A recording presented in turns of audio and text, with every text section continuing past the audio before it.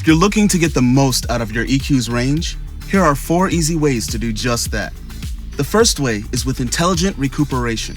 With the car on and in drive, pull and hold either paddle behind the steering wheel to select intelligent recuperation.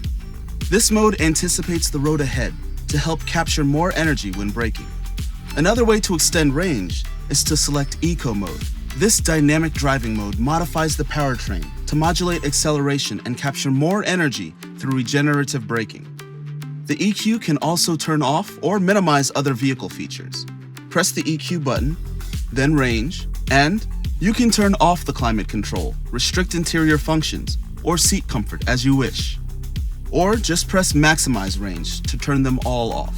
Then tap anywhere on the screen to bring it back. And lastly, your driving style can also help extend range. So avoid harsh accelerations, high speeds, and try to anticipate stops with smooth braking. Now, when needed, you and your Mercedes EQ can go even further.